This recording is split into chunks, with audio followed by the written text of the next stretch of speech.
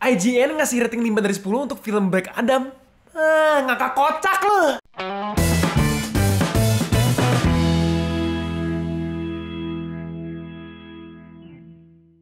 Hai Sobat Indo Gamers, welcome back to Rapat OSIS. Rapat obrolan santai tapi berisi. Let's go! Dan kali ini podcastnya ada Eno Bening, ada gua Dika, ada Raymond Sapi. dan kali ini kita akan ngomongin Black Adam yang dari DC yang kata IGN jelek, mid katanya mid. lu mid dulu. Bapak lu mid. Kita nonton di hari pertama tayang di jam paling pagi di kota kita dan bagus ah. Ya, Bagus aja. Bagus. solid. Bagus, sumpah bagus. Lu pada yang belum nonton dan tentu saja kita bakal spoiler di episode podcast kali ini. Jadi kalau belum nonton nggak mau kena spoiler ya, Spoiler alert. bye-bye. Tapi sebelum kita ngomongin yang bagus, kita ngomongin yang Jeleknya hancurnya dulu. Yang dari gue cringe momen Black Adam itu, ya ini film superhero tentang anti-hero lah, sosok Black Adam gitu loh, yang membunuh orang demi tujuan baik gitu loh. Betul. Membunuh orang, dia nggak peduli sama nyawa orang gitu. Nah, Black Adam itu kayak gitu. Nah, sosok anti-hero ini itu tuh apa ya, dibikin cringe karena dia itu harusnya jadi pahlawan tapi ternyata bukan pahlawan. Yang nggak tahu ya, karena gue udah nontonin beberapa animated series DC, jadi cringe aja gitu loh. Kayak Bagian mana? ya dia bukan pahlawan karena dia membunuh gitu, tapi dia tetap pahlawan. Itu kayak apa sih, Bolak-balik gitu. cringe gitu loh. Itu kayak ya udahlah gitu, kenapa nggak dari awal aja dibikin Mutlak. iya, Ya. mutlakin aja gitu. Kayak plot twist, nah tiba-tiba plot twist gitu. Ternyata sejarahnya kau bukan pahlawan, kau malah yang menghancurkan kota gitu. Tidak plot twist buat saya kayak, wah kaget, tapi ya gimana, biasa aja gitu loh. Itu gue cringe sih. Kalau lu yang mana dulu deh? Kalau gua apa ya? Dari ceritanya dulu ya. Ceritanya be aja. Oh ya, ceritanya be aja. Kalau lu berharap ini ceritanya bagus, ya lu mati aja. Gak Ya ini film ya your average superhero. Iya. Your average The Rock movie. Nah, tuh. Ya, itulah. tepatnya itulah. Gila kali lu berharap film The Rock bagus ceritanya. Nah, ceritanya be aja, terus gua kurang suka sama anak kecil yang ganggu aja menurut gua. Iya, anak kecil yang Anak kecil annoying. yang ganggu, iya. Berisik. Kayak nggak ada dia juga nggak apa-apa. Terus bagian dia yang diakhiri dulu ya, nggak penting banget yang nggak. Itu kocaknya tau gak di mana teman-teman? Kalau lu tonton di awal kan, wah kita memegang batu yang mungkin akan mengubah nasib kita. Iya, Ya. gitu langsung. Jadilah simbol Simbol revolusi. Nah, terus tiba-tiba, wah kota kita terjajah gitu. Tapi tiba-tiba ada Black Adam. Tapi tiba-tiba Black Adam kalah dan bukan kalah, dikunci tapi ada Dikunci. setan bangkit. Keluar zombie gitu. Ayo kita panggil. Lalu kita panggil gitu. Kunci. Pertanyaannya adalah lu siapa anjir tiba-tiba begini gitu. Iya, yang anak kecil yang bukan siapa-siapa. Kayak orang tukang nasi goreng pinggir sono juga bisa begini tau di jalan dan tiba-tiba membangkitkan semangat. Dan klisenya kan gini, kemarin-kemarin juga udah ada operation kok, udah ada yang pegang senjata. Kenapa lu nggak gini aja dari awal? Kenapa baru beraninya sekarang? Ya karena pasukannya sekarang Melee. zombie. Close range. Gue bisa berantem kalau sama zombie, kalau sama senjata nggak bisa. Ampun bang, jajah aku gitu kan, kayak nyebelin deh. Tiba-tiba begini, ayo revolusi gitu. Oh, ada lagi intronya. Introduksinya menurut gua kelamaan. Kelamaan, oke. Menurut gua penting, perlu introduksinya. Ada informasi yang bisa diambil dari situ. Cuman kayak kepanjangan. Ya, gue sih berharap bisa dikemas lebih singkat lagi. Cuman gua nggak tahu. Lagi-lagi gua nggak tahu mau bagaimana dikemasnya. Tapi menurut gua masih kepanjangan. Dah, itu aja. Nah, kalau menurut gua iya tadi gua kurang suka sama intronya yang kepanjangan, ya hampir bikin gua ngantuk sama ngabisin popcorn gua. Iya. Gua garuk-garuk. Tapi ini popcorn nggak habis juga. Iya, orang lu sembunyiin. Lu bawa ke kanan, gua gini. Gua ngambil begini. Dan jadi curhat posisi nonton film. Iya, nah sama satu lagi yang ini, yang plot twist kan udah dibilang ini kan film The Rock ya. Gak ada aneh-aneh soal cerita, gak usah dipikirin harusnya. Terus kayak dibikin sok-sok plot, bukan plot twist juga sih ini sebenarnya, kayak Sejarah yang jadi, tidak lengkap. Sejarah yang tidak lengkap. Jadi yang pertama nyeritain apa, yang kedua beda lagi gitu. Ternyata sejarahnya tidak sesuai. Iya, yang pertama tuh ngomongnya si The Rock ini, Black Adam yang pertama gitu. Menyelamatkan rakyatnya dan membebaskan dari penjajahan. Iya, dan dia pahlawannya. Ternyata pas di akhir diceritainnya bahwa Black Adam-nya itu anaknya. Iya, bukan dia. Cuma di giveaway kekuatannya. Terus anaknya mati, terus dia dendam ke rajanya, Raja Ahtong ya kalau nggak salah namanya.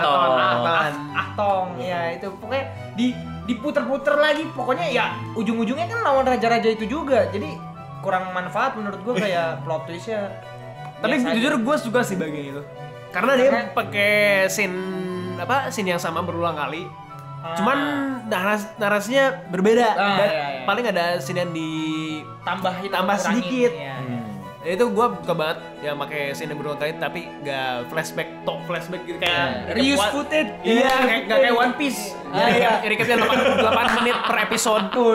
Pokoknya gue suka itu pemakaian scene berulang kali yang memberikan informasi yang berbeda. Nah, berarti langsung aja kita ngomongin yang kita suka nih ya. Tadi berarti lu suka bagian itu. Gua juga suka sebenarnya bagian itu, tapi yang lebih gue suka ya sebenarnya film ini bukan film DC yang bagus banget. Ini film DC yang layak tonton. Nah, sesimpel itu. Layak tonton dan gak sok-sokan. Wah, DC nih mesti dark, mesti kompleks ceritanya. Gue malah Enjoyable aja. Dulu harapan gue begitu semenjak Marvel naik gitu kan. DC bisa ngelawannya dengan cerita yang kompleks. Yang agak dark. Makanya ada Zack Snyder, ada Christopher Nolan gitu loh. Christopher Nolan tuh produsernya Man of Steel loh, kalau kalian belum tahu gitu kan. Jadi produser ya? Iya, pokoknya bantuin Man of Steel lah gitu, yang buat bantuin mereka bikin gitu, yang mau dibikin ceritanya kayak Dark Knight gitu kan, itu karena juara DC pada saat itu kan. Buat gue malah gagal di berbagai macam filmnya untuk kompleks kayak gitu ceritanya, malah jatuhnya jadi kayak apa anda gitu. Ini malah buat gue, udah mending DC kayak gini gitu loh. Yang gue suka adalah gue nggak berusaha untuk ngelihat handphone dan kayak gitu di tiap adegan, karena setiap adegan berantem, action, ledakan, tembak-tembakan, petir, ngebut, jadi The Flash. Pokoknya gue tonjok, lagi dialog, berantem lagi dialog, nabrak tembok. Pokoknya action.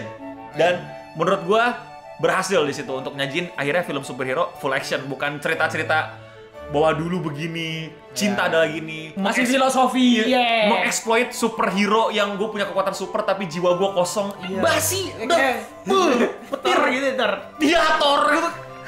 Thor apa anjing? Cinta lama bersemi kembali, berantemnya cuma 3 kali kayak itu di Thor. Untung gak nonton. Ini full action udah gitu loh. Jelas ya ceritanya nggak kompleks-kompleks amat. Walaupun ada cerita cringe di akhirnya ada. Iya. Plot twist yang cringe ada, tapi tertutup lah itu semua sama action plus VFX-nya. VFX-nya menurut gua Shazam ini lagi top notch-nya. Ada beberapa lah sedikit kurang enak, tapi secara overall memanjakan mata banget. Terutama VFX-nya Dr. Fate. Itu Setuju. selain VFX-nya, pemerannya itu Bapak James Bond itu bener-bener cocok banget, enak banget dan lu buka topeng tuh kayak ganteng. Iya. Gagah ganteng banget. Iya, itu tuh kayak gagah gitu ya. Iya, keren banget itu, dan jurus-jurusnya plagiat Doctor Strange kalau lu sadar. Dia kan kage bunsin, ganti realita. Iya. Tapi buat gua entah kenapa dilakukan plagiarismenya dengan sangat baik. Ngerti gak lu? Kayak 10 kali lebih baik daripada VFX yang kita tonton di Doctor Strange. Gue lebih Gitu suka sih. VFX-nya. Betul, gue lebih suka Dr. Fate. Enak banget, padahal warnanya minim kan, cuman kuning biru. Iya. Tapi kalau rame Doctor Strange. iya lebih Doctor Strange, warna. tapi enggak, ini cukup enak gitu loh di mata, pas banget gitu. Itu mantep banget. Plus berantemnya magicnya si Satan terakhir itu lawan Dr. Fate, dan habis Dr. Fate mati itu enak banget sih berantem magicnya. Udah lama gue nggak lihat itu, terakhir gue lihat di Doctor Strange yang pertama, dan akhirnya kelihatan lagi gitu berantem magic yang sekompleks ini gitu, bukan adu lempar-lemparan buku sama not musik. Iya, yang Yang multiple fatness gitu kan. konsepnya keren sih, cuma kayak Sayang sekali. Cuma lempar note lempar aja. note aja. Gue tahu itu setiap lempar note kepencet, ngerti gue, cuman gitu loh. Gue suka di bagian jokesnya sih, maksudnya jokesnya tuh yang garing sedikit ya, cuma sisanya tuh bagus-bagus banget, kayak sarkas, terus dia cepet nangkep gitu, kayak dibilang sarkas, terus dibalasnya kayak beberapa scene doang. Terus itu bagus. Sama gue suka awal-awalnya sih, selain intro yang kelamaan ya, gue suka yang, jadi tuh gue belum pernah lihat Black Adam sebelumnya, ini pertama kali gue, dan itu ditunjukin tuh bagus banget, kayak lu tuh nggak dikasih tahu siapa yang baik siapa yang jahat, jadi kayak ya adu-adu sedih-sedihan cerita aja gitu. Iya, sama adu-aduan siapa yang mau dibela gitu. Nah itu gue suka gitu ya, ceritanya juga padat tuh, gue suka kayak berantem bercanda berantem gitu. Itu gue suka tuh. Kalau lu gimana? Kalau gue jujur gue suka banget sama pertama itu VFX-nya yang lu bilang tadi, sama penggunaan scene yang berulang-ulang.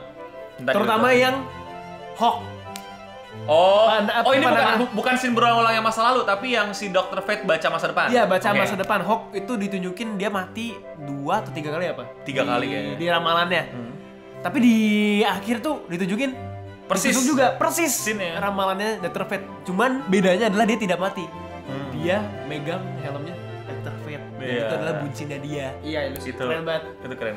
Keren banget. Dan perkembangan karakter Black Adam sendiri dari yang pertamanya Ala batu, yang batu, denial. iya denial banget, terus kayak sampai akhir tuh yang yang diajarin sama anak kecilnya tuh, Iya.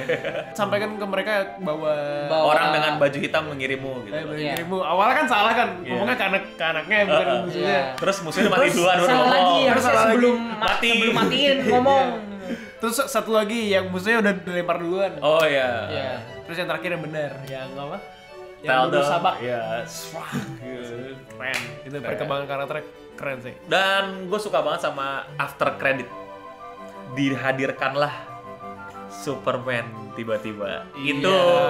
Itu kayak sebuah kebahagiaan karena kalau kalian ngikutin berita dan gue nggak tahu ya ini infonya bener apa enggak. DC tuh lagi kacau-kacaunya. Aktor-aktor lama itu pada cabut dan pada bermasalah. Flash Ezra Miller Iya, kena kasus. kasus, Ben Affleck cabut, Henry Cavill pun katanya juga dikabarkan mau cabut, malah mau pindah ke Marvel apa gimana gitu, gua nggak ngerti. Dan intinya eksekutif DC tuh kalau kalian ngikutin tuh bener-bener yang kalau kalian tahu dari dulu ya gimana filmnya kacau kan juga ada salah-salah dari atasnya gitu loh. Dimana dirombak dan kabarnya ini Dwayne The Rock Johnson yang approach sendiri. Bahkan katanya dia pakai leverage dia sendiri untuk Black Adam untuk mastiin kalau yang kayak gini men yang orang suka, yang kayak gini yang orang mau gitu. Makanya si Superman balik lagi nunjukin dirinya untuk ngasih tahu ke kita mungkin ya para fans bahwa dia bakal tetap jadi Superman dan ya mungkin lawan Black Adam. Semoga. Karena dulu tuh ada fotonya mereka berdua lagi minum gitu. Foto mereka sebagai aktor bukan sebagai Black Adam atau sebagai Superman dan nggak tahu deh kayak gimana. Dan di animated pun sering banget Black Adam itu konfrontasi sama Superman karena Superman itu kelemahannya magic. Jadi tuh Superman agak susah untuk melawan Black Adam. Gitu. Dan entah kenapa gue nyaman ketika ternyata bukan lawan Shazam. Nih dimana kalau di komik harusnya dia lawannya Shazam. Dan ya tentu saja podcast ini bias ya karena saya fanboynya DC. Tapi tetap kan kalau film DC jelek gue bilang jelek. Tapi Black Adam cerita jelek. Tapi action. Nggak jelek sih, Bukan jelek, biasa aja maksudnya. Jelek. Buat nggak serius ceritanya buat gue aneh, cringe anjing yang tiba-tiba anaknya revolusi itu buat gue. Itu scene-nya dihilangin juga sama Hilangin itu deh. Ilangin itu baru bagus. Pokoknya Iya. itu scene cringe banget buat Di gue. 1 jam menit ke berapa lu main HP aja? Gak usah lihat. Iya itu bagian paling cringe itu. Nah, kalau nggak ada itu super Bagian nggak bagus. perlu. Iya. Cerita B banget atau bahkan gue bilang jelek. Action ini yang gue butuhkan. VFX DC oke gitu Iya. dan please jangan turun dari sini DC. Marvel lagi kacau-kacaunya ini saatnya lu bangkit. Atau jangan-jangan gara-gara gue liat Marvel kacau-kacaunya film DC yang gini jadi Berasa bagus. Mungkin ya. Enggak. Gua gak nonton Thor. Bagus. Tapi tetap bagus. Oke. Iya. Nggak tahu. Jadi gue tetap harus nggak boleh ini, nggak boleh berbohong. Gue harus kasih tahu dong konteks di belakangnya biar kalian tahu penilaian gue bisa semurni apa gitu. Oke, itu aja review kami tentang Black Adam dan kalian yang belum nonton kita saranin untuk nonton. Silakan tonton ya teman-teman. Please nonton. Let's go. Nonton ini bagus. Dan ya, jangan lupa subscribe dan komen di bawah penilaian kalian yang udah nonton gimana, bagus apa enggak, jelek apa enggak. Yang pasti kalau kalian suka mesin ini ada yang aneh sama otak kalian.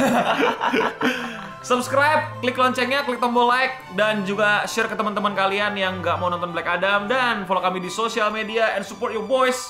Buy the merch, bukan clickbait di bit.ly/talkocs. Dan untuk kita semua, stay clean and